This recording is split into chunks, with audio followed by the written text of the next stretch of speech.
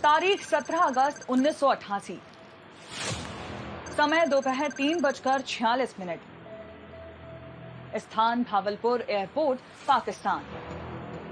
तत्कालीन राष्ट्रपति जिया उल हक ने C-130 प्लेन से उड़ान भरी। राष्ट्रपति को इस्लामाबाद पहुंचना था। प्लेन अभी एयरबेस से सिर्फ 18 किलोमीटर दूर ही उड़ा था, तभी एक तेज धमाका हुआ और विमान जमीन पर आ गिरा। चारों ओर लाशों के टुकड़े बिखरे हुए थे।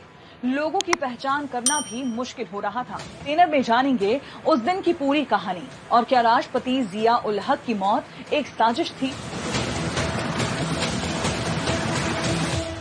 अमेरिका उस समय पाकिस्तान को MI एब्राम्स टैंक भेजने की कोशिश कर रहा था।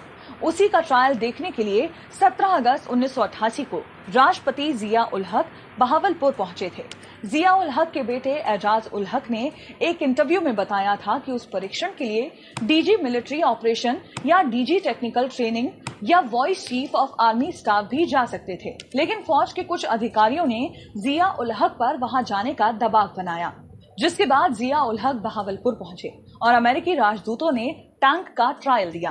ट्रायल के बाद अमेरिकी राजदूत एक चर्च चले गए और राष्ट्रपति शहर के कुछ जलसों में शामिल होने के लिए निकल गए। आखिरकार दोपहर बाद ये सभी बहावलपुर मिलिट्री बेस पर वापस मिले और लंच के बाद जिया उल हक के साथ अमेरिकी राजदूत भी इस्लामाबाद के लिए C-130 प्लेन से निकले थे।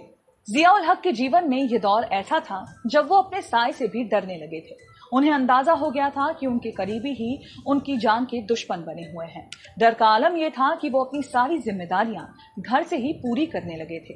इसी डर से वो 14 अगस्त का कार्यक्रम भी आर्मी हाउस के परिसर में ही कराना चाहते थे। वो पेड़ों से भी डरने लगे थे और इसीलिए उन्होंने 30 से 40 पेड़ काटने का आदेश दे दिया था।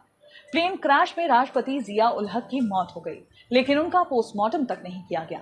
जिया उल हक के बेटे एजाज उल हक बताते हैं कि हादसे के बाद उनके पिता के शव के हिस्सों को लाहौर की लैब में भेजा जाना था। तब जनरल रहे महमूद अली दुर्रानी मुल्तान सैन्य डिवीजन प्रभारी थे। उन्होंने इस मामले में लीपापोती की और ऊपर से आदेश के बाद भी पोस्टमार्टम रोक दिया। हादसे को लेकर 3 थ्योरीज भी हैं। पहली थ्योरी एजाज उल हक की, जिसके मुताबिक विमान में आम की पेटियां थी जिनमें विस्फोटक रखा हुआ था। इसके अलावा कॉकपिट में नर्व गैस का छिड़काव हुआ था, जिसकी वजह से पायलट बेहोश हो गया और प्लेन नीचे गिर गया। दूसरी थ्योरी में जिया के साथी जनरलों पर उंगली उठाई गई, तो वहीं तीसरी थ्योरी में भारत की रॉ और रूस की KGB की ओर इशारा किया गया।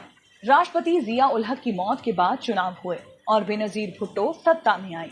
उन्होंने अपनी ऑटोबायोग्राफी में लिखा है कि जिया उल हक की मौत ईश्वर का कारनामा थी।